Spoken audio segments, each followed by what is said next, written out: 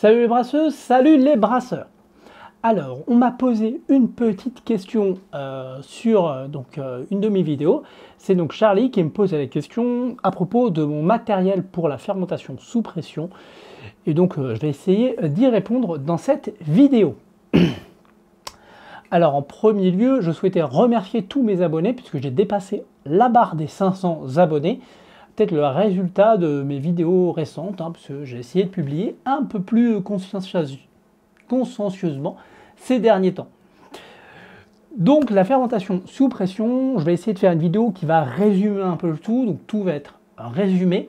Ça veut dire que la vidéo va peut-être pas être courte, mais en tout cas tous les points ne vont pas être abordés dans le détail. Et forcément, je vais parler que des points que je connais.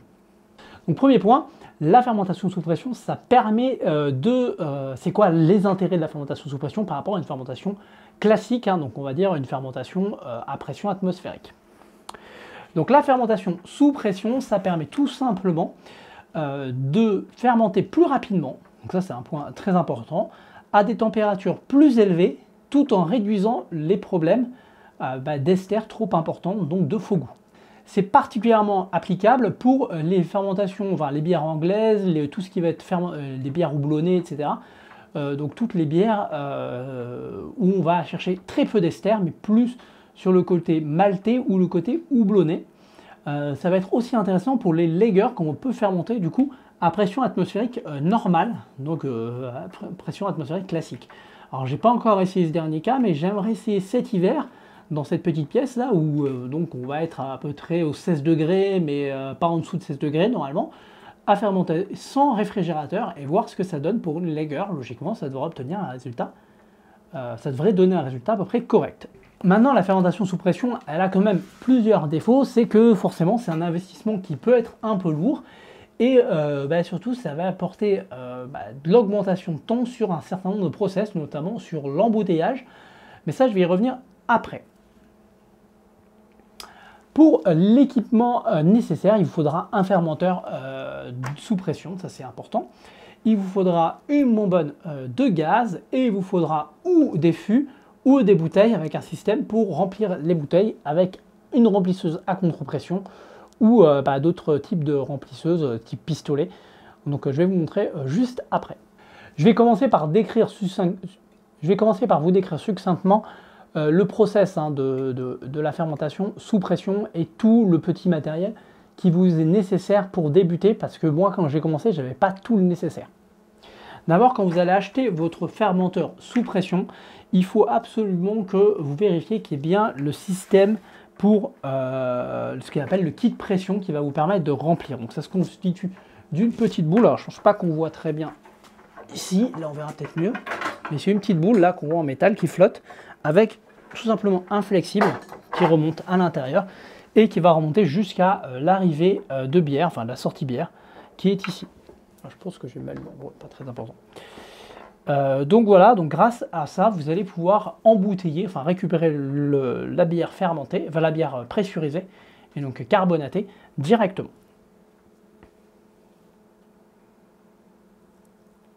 Ce qu'il vous faut absolument en plus, c'est ce qu'on appelle la spooning valve. Alors il y a plusieurs formats, vous pouvez en trouver plein de différents. Dans tous les cas, c'est le même principe, c'est tout simplement un petit écran qui va permettre de vérifier, un petit cadran qui va permettre de vérifier la pression. Et tout simplement un petit connecteur qu'on va connecter ici à la place du connecteur gaz, de l'arrivée gaz, et qui va vous permettre, grâce à une petite molette qui se trouve ici, de pouvoir gérer la pression de votre fermentation. Ça va être aussi utile pour faire le transfert vers les kegs. Donc voilà, il vous faut absolument cette pièce pour pouvoir faire de la fermentation sous pression. Elle n'est pas fournie avec le fermenteur. Donc c'est acheté en plus. Donc comment ça fonctionne? Alors il y a plusieurs méthodes pour pour fermenter sous pression. Ça va dépendre des styles de bière entre autres, mais il y a aussi plusieurs techniques. Moi la technique que j'utilise, elle est assez simple, c'est que je remplis mon fermenteur avec mon mou que j'ai oxygéné. Donc là il y a plusieurs méthodes d'oxygénation. Ça va dépendre de votre process. On peut très bien verser depuis haut votre mou froid directement dans votre fermenteur. Vous pouvez utiliser une canne d'oxygénation. Vous pouvez aussi secouer votre fermenteur une fois fermé. Voilà, plusieurs méthodes à votre disposition.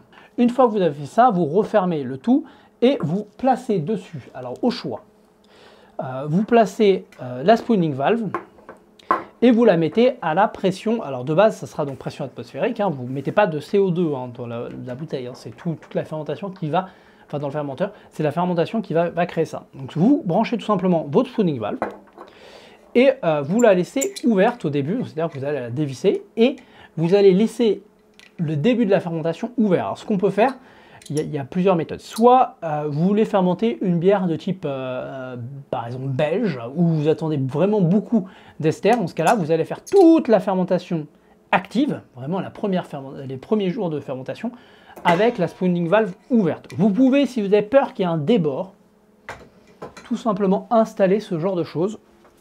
Donc là, au niveau connecteur gaz, vous branchez ça. Là, vous mettez rien au bout, hein, flexible, hein, tout simplement. Donc voilà, tout simplement. Et vous mettez ça, donc là, ici, là, et vous le mettez tout simplement dans un petit récipient dans lequel vous mettez soit du Starsan, soit de l'alcool, ou peu importe, ou même de l'eau, hein, si vous voulez. Hein, c'est pas très important, en fait.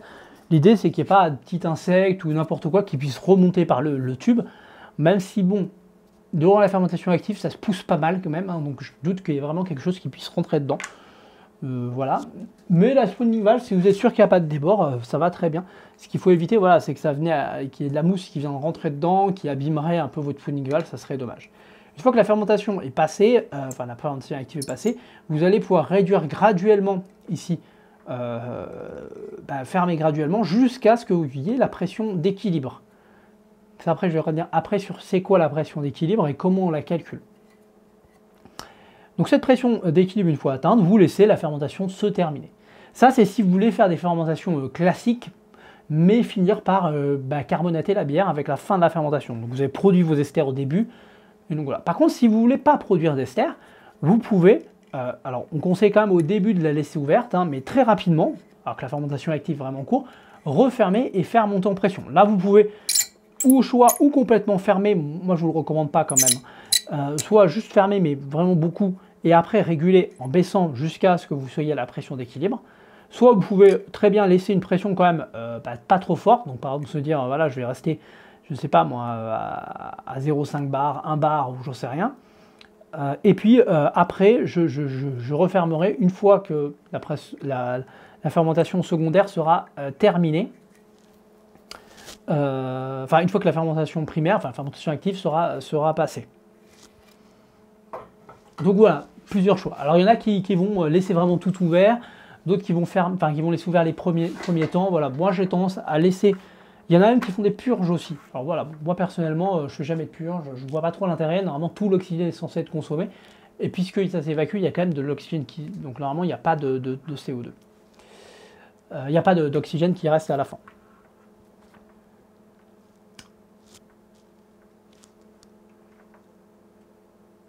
Ça, c'est donc le premier équipement, le process. En niveau équipement, comme je vous ai dit, bon, il faudra acheter le fermenteur avec le kit, il vous faut la spooning valve.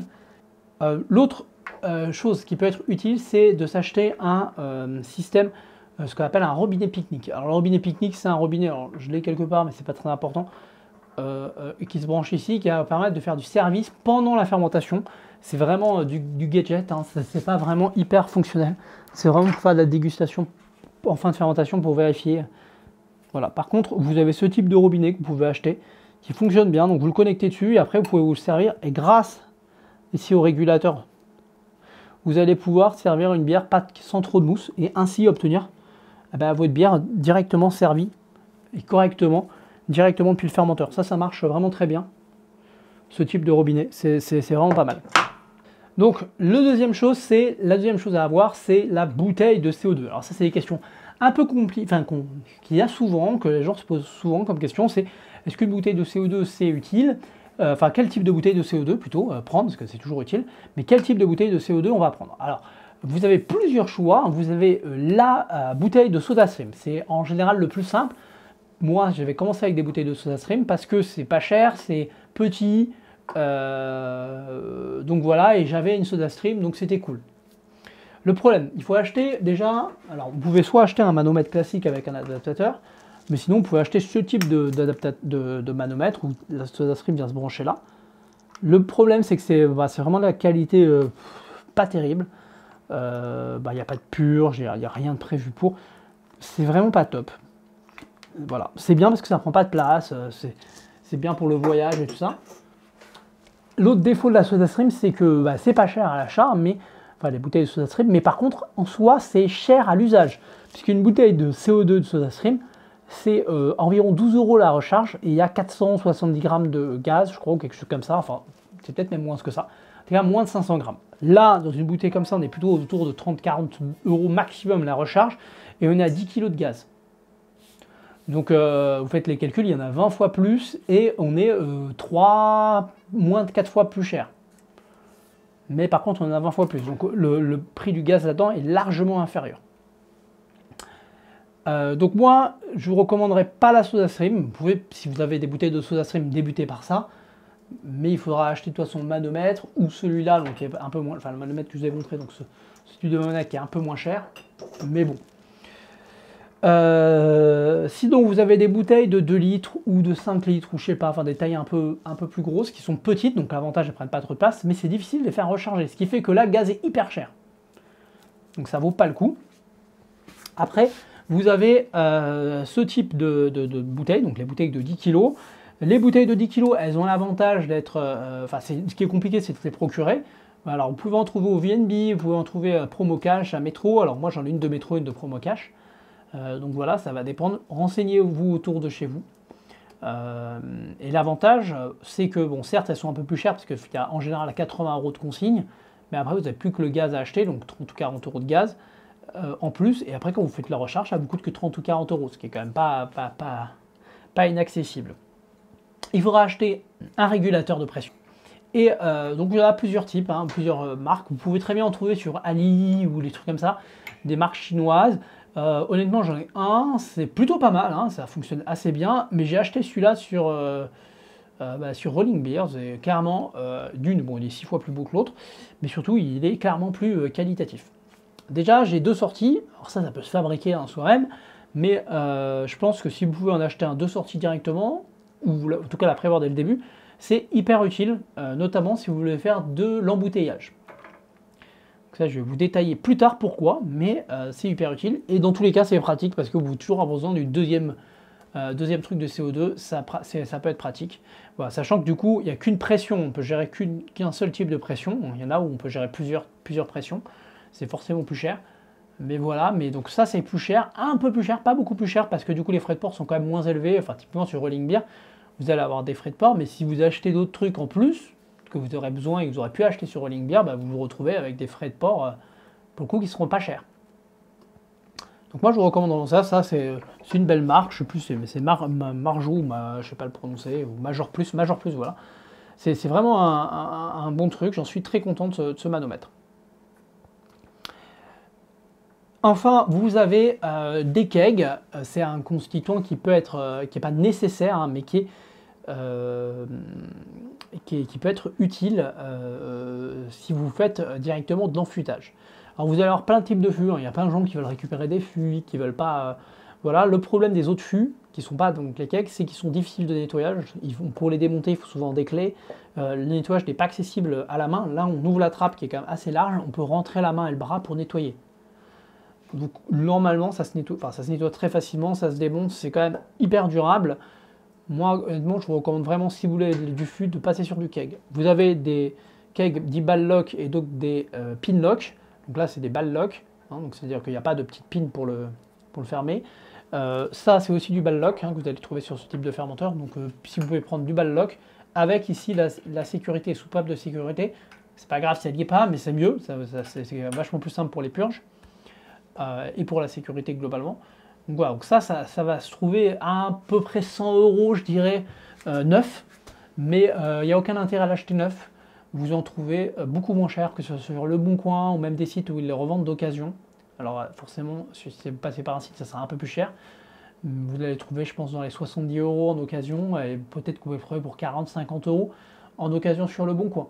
Donc sur les sites 70 et puis 40-50 € sur Le Bon Coin. Sachant que il en faudrait, je pense que 1, ça me semble quand même léger. Vous pouvez commencer par 1, mais 2, ça me semble être quand même bien. Et après, soit vous les connectez dans un frigo auquel vous avez monté des robinets, c'est vraiment cool, mais forcément c'est un investissement, il faut avoir un frigo dédié à ça. Bon, dans tous les cas, il faut un frigo dédié à ça, mais si vous voulez pas faire de montage, pareil, vous achetez ce genre de robinet. Hein, ça, vous pouvez trouver ça sur Ali avec le montage qui va bien derrière.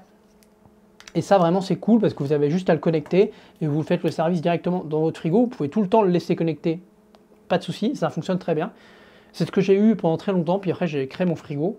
Et maintenant que j'ai un deuxième frigo qui est derrière moi, souvent je mets aussi des fûts là et du coup je pouvais le service. Donc par exemple, récemment j'avais 4 têtes de branchées, 3 sur mon frigo et une ici. Ce qui m'a permis de faire 4 types de bières différentes, ce qui est pas mal. Donc ça c'est à peu près tout. Après si vous voulez faire l'embouteillage, parce qu'il y a ça aussi la vraie question qu'on me pose, c'est l'embouteillage, comment on fait pour embouteiller. Alors moi je fais pas d'embouteillage. Du coup, je ne suis pas le mieux placé pour y répondre. Pourquoi je ne fais pas d'embouteillage? Parce que c'est une galère. Clairement, quand on va embouteiller avec une fermentation qui est faite à pression atmosphérique, donc on a juste une canne de soutirage, on remplit par gravité, ça va hyper vite. Hein. Moi, ce que je faisais, c'est que je remplissais 24 bouteilles d'un coup, et je mettais les capsules au fur et à mesure dessus, et après je les prenais et je les capsulais une par une. Donc j'étais tout seul pour faire l'embouteillage. Avec l'embouteillage sous pression, il faut idéalement que les bouteilles soient froides, donc c'est déjà le premier point. Deuxièmement, il faut les remplir, et de suite, quasiment, il faut les capsuler. Donc si on est tout seul, c'est vraiment trop galère, c'est vraiment, je pense, multiplier par 2 ou 3 le temps d'embouteillage, ce qui est déjà quelque chose d'assez long. Donc moi, je privilégie plutôt, si vous faites de la pression, de le faire par le fût. Ça me semble être vraiment bien.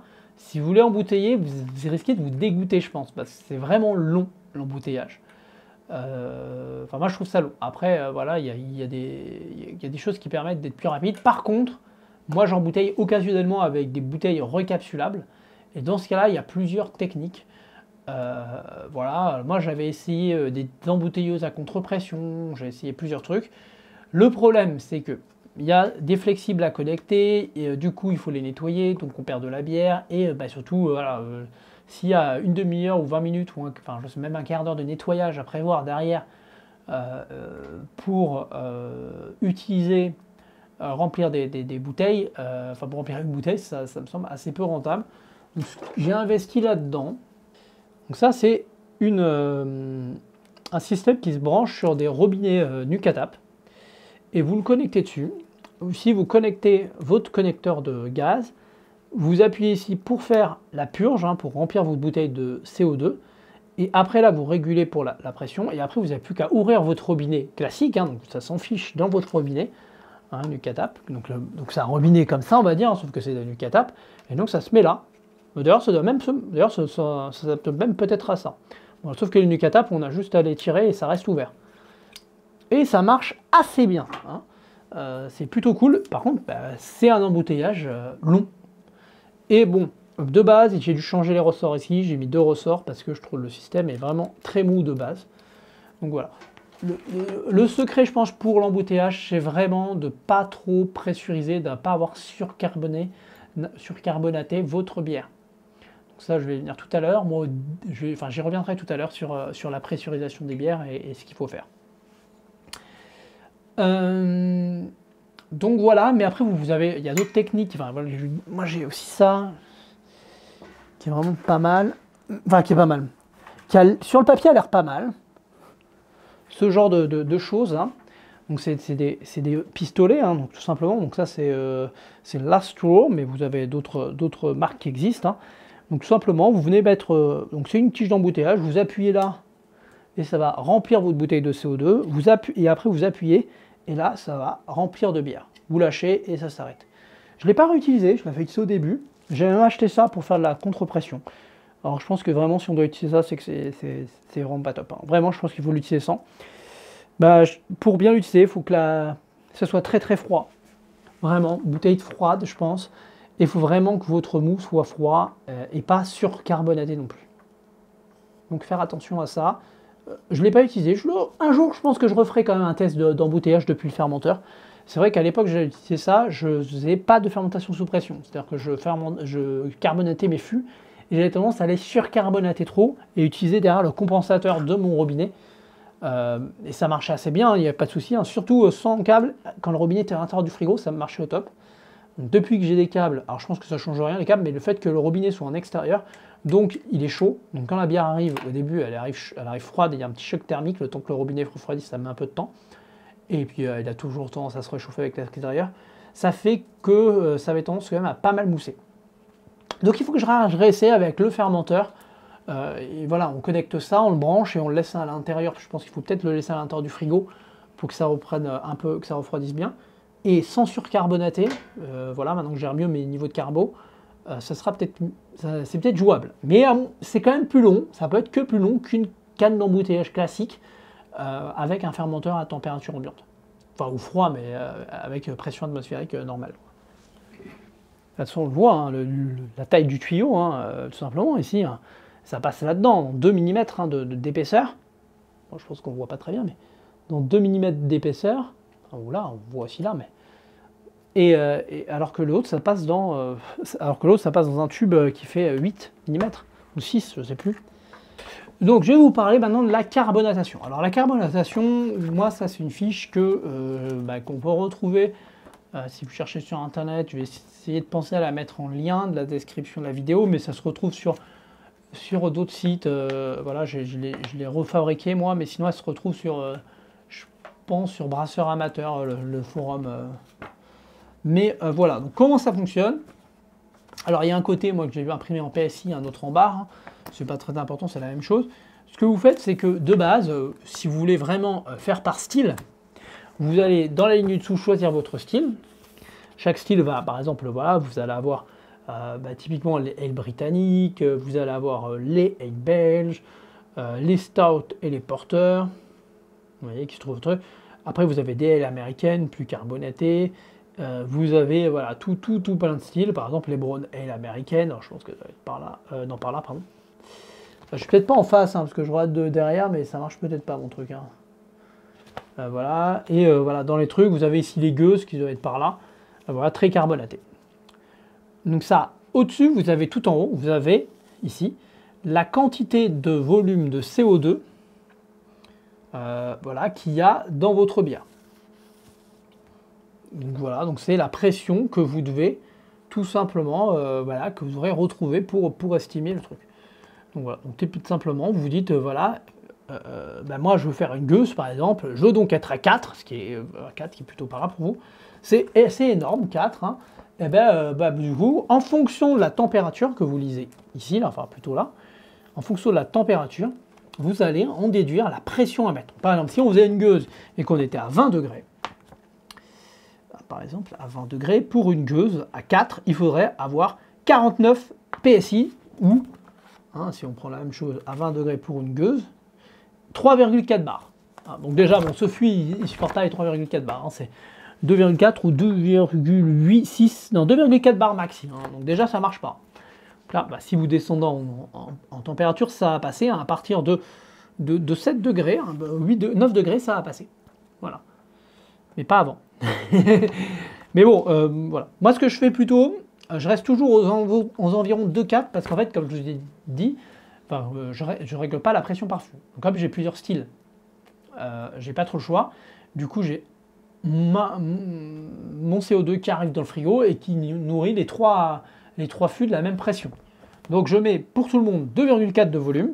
Et donc la pression de mon frigo, je sais que c'est tant, donc il faut que ce soit à 0,75, que ça pousse à 0,75 plus le surplus pour compenser le fait qu'on veut pousser la bière. Donc 0,75. Et voilà, et donc je sais que par exemple à 2,4, je sais que du coup, si jamais je suis à température ambiante, il faut que je sois à, par exemple, 1,83 bars, par exemple. Voilà, ça c'était pour, par exemple, des belges. Mais si par exemple, je veux plutôt être à 2. Voilà. Moi, je suis entre 2 et 2,4, ça dépend. Mais bon, globalement, c'est l'idée, quoi. Hein, ça ne changera pas grand-chose, mais vous voyez, à 20 degrés, on va être à 1,55 de pression. Voilà, donc on sait qu'on va faire monter jusqu'à 1,55 à pression à température ambiante. Par contre, dès qu'on va descendre, voilà, par exemple, on va tomber, si on est dans un frigo à 4 ou 5 degrés, on va tomber à 0,61, 0,67, jusqu'à 0,8, voilà. selon le volume de CO2. Donc moi je suis toujours autour de 2,2, 2,4 de volume de CO2 dans ma bouteille. Donc c'est en ça que c'est important d'y faire attention. Si vous faites bien attention à ça, et que vous n'avez pas des prêts, parce qu'à mon avis, 4 si vous mettez 4 de volume résiduel, vous n'arriverez jamais à embouteiller. Ça va être très compliqué. Par contre, si vous êtes à 2, et en plus il faut que la bouteille la supporte aussi, hein. Les bouteilles en verre, c'est fait pour des pressions normales, les gueuses, etc. Elles ont quand même normalement c'est du verre plus solide, hein, du verre un peu plus épais. Et on est souvent sur du bouchon liège au passage. Je pense qu'il faut des capsules renforcées idéalement, ou liège ou capsules renforcées. Donc, pour en revenir à nos moutons, si vous êtes dans ces environs-là, donc c'est-à-dire à 0,70 bar de pression à 4 ou 5 degrés, normalement ça devrait être bon, ça devrait pas trop mousser. Mais pareil, il faut que votre bouteille soit propre, okay, donc c'est-à-dire pas de résidus à l'intérieur, et froide, idéalement si elle n'est pas froide, voilà. Par contre, si vous voulez avoir encore moins de mousse, vous pouvez encore plus baisser, c'est-à-dire que là vous allez mettre vraiment quelque chose de très proche des 0 degrés, et là vous allez vraiment avoir une pression très faible, et ainsi ça va encore moins mousser. Donc voilà ce que je vous recommande si vous voulez faire de la fermentation, de l'embouteillage. Alors vous dites, un canne à contre-pression, ça va être vraiment hyper long, c'est ça le problème. Je pense vraiment que ce type de truc est plus rapide, mais en contrepartie vous allez perdre forcément de la carbo. Et à chaque fois il faut embouteiller, donc c'est ça qui est un peu compliqué. Enfin, il faut recapsuler dans la foulée. Donc si vous pouvez avoir des bouchons mécaniques, ça sera mieux. Enfin, je vais finir par parler du fermenteur, hein. Je vais revenir sur mon matériel à moi et sur ce que, si je devais refaire cet investissement, peut-être ce que je ne ferais pas, pour vous détailler un peu tout ça. Donc voilà, donc je vais retirer le matériel qui ne nous intéresse pas. Hop. Je vais le déconnecter parce que ça va nous gêner. Et on va le mettre devant nous. Ça, c'est le Cake King 35. Donc voilà, le Cake King 35, donc c'est quoi? C'est une bouteille, un corps en plastique transparent, qui est avec ici un petit réservoir, hop, je me montre, en dessous, de collecte, ce qu'on appelle le ballon de collecte. Ce Cake King, donc il y a un ballon de collecte en dessous, il y a ici un système de fermeture. Donc en fait, là bien sûr on le voit pas, hein. Mais c'est un truc qu'on tire et on peut refermer. Donc on va essayer. Si je fais ça, j'ai peur que le densimètre tombe dedans parce que le densimètre il ne sert plus à rien. À l'intérieur c'est de l'eau, hein, que j'ai dedans. Et ici le kit sous pression qui normalement devrait être attaché.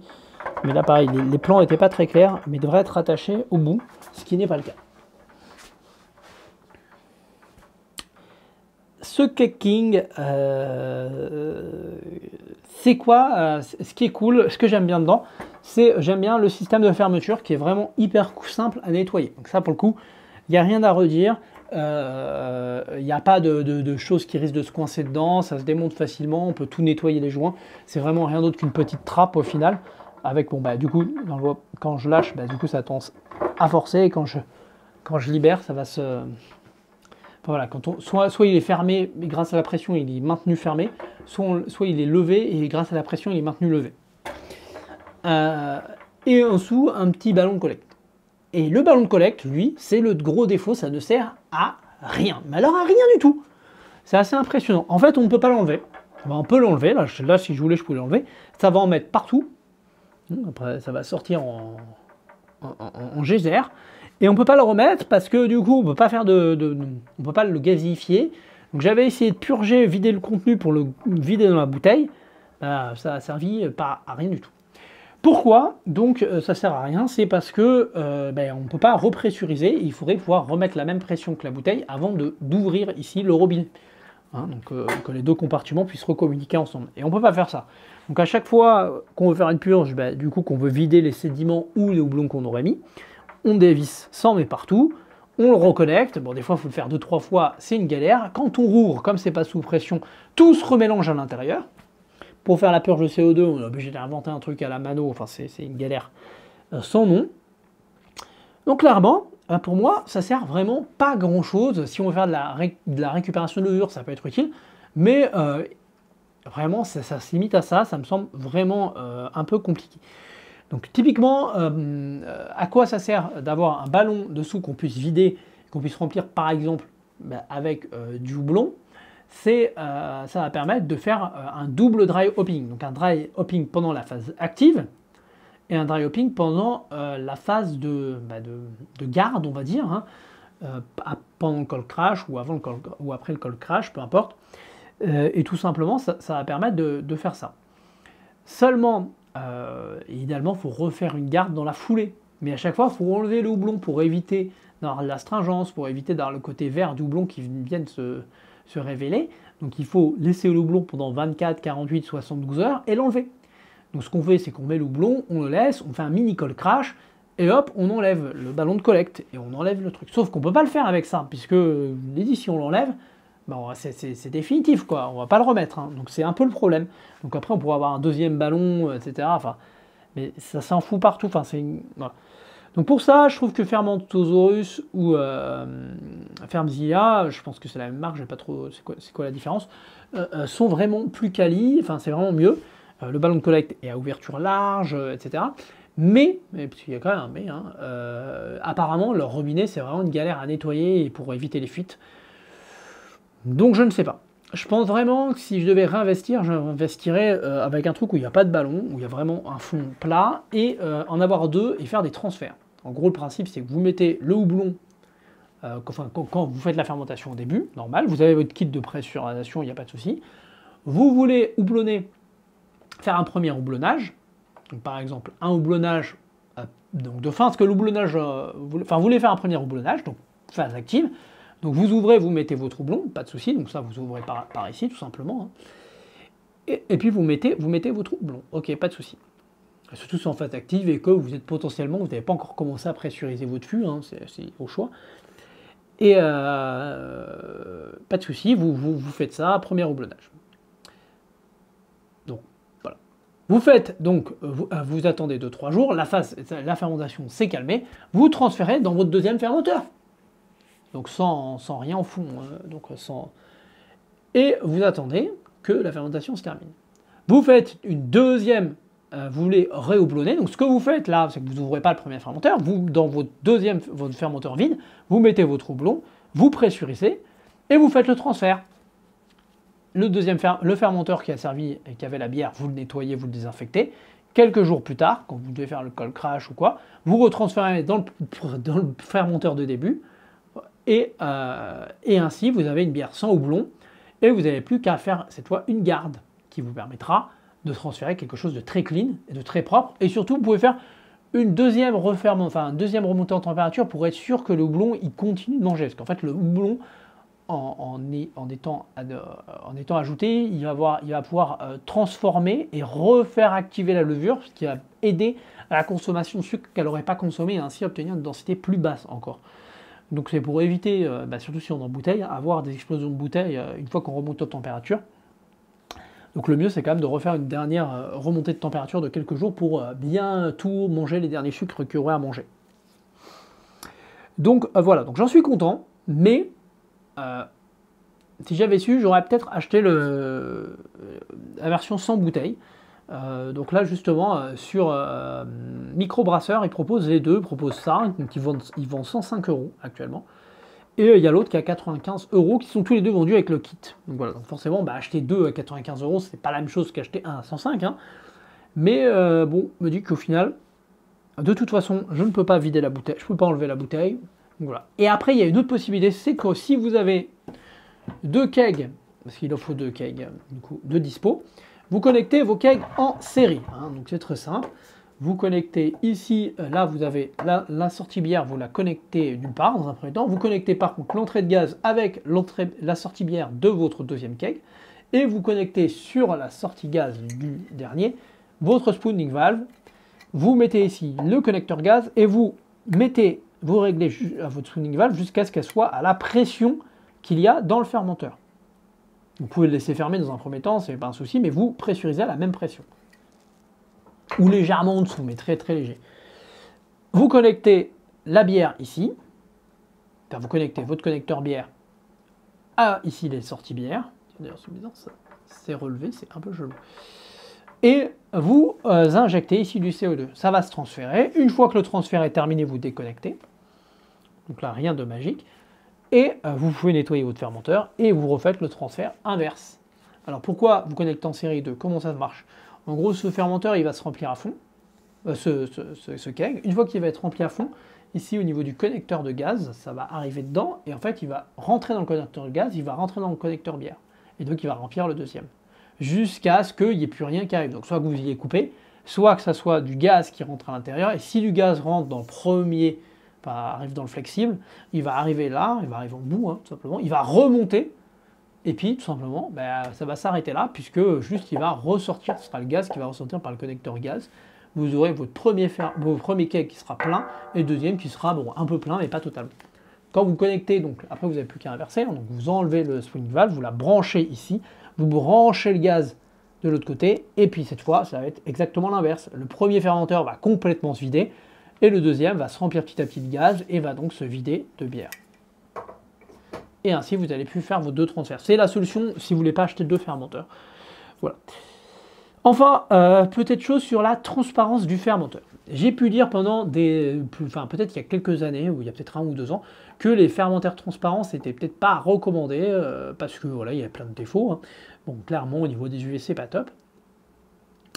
Mais à bien y réfléchir et à l'usage du fermenteur comme ça, c'est que c'est quand même vachement pratique. D'une, on voit très bien ce qui se passe dedans. Donc on voit si la fermentation est active, c'est très rigolo à regarder. Et ça évite aux débutants donc d'ouvrir leur seau et de dire « Ah, mais j'ai ouvert mon seau, et puis j'ai vu ça, j'ai vu ci », c'est une question qu'on voit souvent. Et puis il y a des gens qui disent « Ah, c'est bon, tu vas être contaminé, machin, tout ». Ce qui est complètement faux, on peut ouvrir le seau sans que ça contamine, il n'y a aucun problème là-dessus. Enfin, il peut y avoir un risque de contamination, bien sûr, mais il est tellement infime. Le plus gros risque quand on ouvre le seau, c'est plutôt l'oxydation, à mon sens, puisqu'on va enlever la pellicule de CO2, puisque même si elle est plus lourde que l'air, avec les mouvements, et quand on ouvre le seau et que c'est en plus souvent un peu, faut forcer un peu, il y a de fortes chances quand même qu'on ait entré de l'oxygène, donc il y a plus de risque d'oxydation que de contamination. Et au moins ça évite ça. Maintenant, c'est pas accessible non plus pour les amateurs. Je ne recommanderais pas ce type de fermenteur pour les amateurs, parce qu'il faut avoir un peu d'expérience, je pense, avant d'investir une centaine d'euros dans ce type de fermenteur. Ensuite, deuxième chose, ces fermenteurs, deuxième chose importante, c'est que comme c'est transparent, on peut rajouter, on peut y mettre des densimètres. Voilà, donc là, les densimètres, donc là vous voyez j'en ai un. Voilà l'avantage du densimètre. Ils sont mes densimètres. Bon j'arrive plus à ouvrir mes tiroirs. Bientôt il va falloir un tiroir dédié au densimètre. C'est un densimètre qui me gêne, tout simplement. Donc voilà, donc l'avantage c'est que du coup vous mettez votre densimètre dedans et vous avez, tiens j'en ai 0 densimètre, ils sont tous en train de sécher. Et vous avez donc votre densité qui est affichée directement, donc vous pouvez la lire. Donc voilà, donc ça c'est pratique. Alors la lecture elle n'est pas hyper fiable, et surtout que bon, après moi le densimètre que j'utilise, il est quand même pas le plus précis du monde, il est bien, mais il est quand même un peu, la lecture est quand même un peu réduite, ça va de 0,2 en 0,2, enfin dans 2 millièmes de densité. C'est quand même une lecture qui n'est pas aisée. Alors on est quand même loin, mais ça donne quand même un gros aperçu. Et moi honnêtement je ne m'amuse pas à prendre la densité avant embouteillage, avant le fermenteur, je m'en fiche complètement. Je sais à peu près quelle est ma densité cible, donc je considère que ma recette est bonne et que la densité cible est plus ou moins atteinte. Honnêtement ça va changer quoi, de moins de 1% le degré d'alcool, c'est pas trop important. Mais grâce à ça j'ai quand même une belle estimation. Donc je suis content d'avoir ça. Après voilà, on peut investir dans des densimètres. Est-ce que je vais en avoir un ici? Voilà, peut-être plus précis. Alors je sais pas si c'est plus précis ça, faudrait que je regarde. Mais en fonction de ce que vous achetez, par exemple là c'est des densités en plateau. Alors le plateau n'est pas plus précis que la densité standard. Mais souvent les densimètres plateau, vous en avez fait justement pour les mesures d'alcool, où vous avez 3 densimètres différents. Un qui va mesurer des trucs très proches de 0. Un qui va mesurer pour les bières de forte concentration alcoolique en début de fermentation, et des autres qui sont pour des bières un peu plus basses. Donc ça va permettre d'avoir une échelle large et donc une lecture plus facile. C'est pour ça qu'ils sont plus précis, par 3 densimètres. Donc voilà. Donc là, je pense que celui-là, la prochaine fois, je mettrai peut-être ceux-là, qui sont en plateau. Moi, j'aime moins, mais bon. Mais l'avantage, c'est qu'ils sont peut-être un peu plus faciles. Ça va de 0,5 plateau à 0,5 plateau, et la lecture est un peu large. Après, il faudrait que je regarde si vraiment lequel des deux est le plus précis. Mais je pense que lui, il a quand même un col large et tout. Je pense vraiment qu'il bouge pas de beaucoup. Et je crois qu'il a une large plage de machin. Donc là, on est sur 20 plateaux, ça sert à rien d'être sur 20 plateaux. Hein. Je pourrais avoir vraiment beaucoup plus petit cours, enfin, donc la même longueur, mais avec beaucoup moins de plateaux. Ça serait encore mieux. Ça me permettrait vraiment, vraiment d'avoir une mesure très fiable. Que là, c'est pas le cas. Là, du coup, j'ai pas une mesure aussi fiable que prévu. Voilà, plus facile, surtout plus facile de lecture. Parce que là, je suis là, je sais pas, c'est galère, je sais pas, il y a un peu de mousse. Bon, dès qu'il y a de la mousse, c'est fini. La lecture, elle est quand même complexe. Hein. Voilà, et puis s'ils pouvaient mettre des couleurs, ça serait vraiment pas mal aussi. Parce que c'est vrai que c'est noir et blanc, celui-là il est un peu coloré, donc c'est pas mal. Mais c'est vrai que quand c'est juste du noir et du blanc pour la lecture, merci les gars, c'est très sympa, mais c'est illisible quoi. Donc voilà. C'est à peu près tout, je pense, ce que je voulais dire sur. Je pense que j'ai abordé tous les sujets. Il y a certainement des trucs que j'oublie. Hein. Là, c'est vraiment une vidéo faite sur le tas, comme ça, suite à la question que j'ai eue il y a quelques jours. Je vais publier d'autres vidéos sur la fermentation sous pression, parce que j'en avais déjà planifié quelques-unes, des petites vidéos sur différents sujets. S'il y a d'autres questions, vous n'hésitez pas à en poser, hein, j'essaie d'y répondre soit dans les commentaires. Voilà, si vous avez des remarques ou des conseils, je suis toujours preneur. Si je dis de la merde, faut aussi me le dire. Hein. Clairement, la fermentation sous pression, ça fait pas longtemps que j'en fais, donc ça fait quelques mois. Je dois être à, je sais pas, 3, 4, 5 brassins dans ce fermenteur-là. Hein. J'ai pas beaucoup de brassins. Donc voilà, s'il y a des recommandations, je suis preneur. Si je dis des bêtises, n'hésitez pas à me corriger. Et si vous avez des questions, n'hésitez pas, ça me fait toujours plaisir d'y répondre. Sur ce, je vous dis à très bientôt. Comme d'habitude, je vous invite à cliquer sur la petite cloche. Je vous invite à vous abonner. Et surtout, merci aux plus de 500 abonnés qui suivent la chaîne.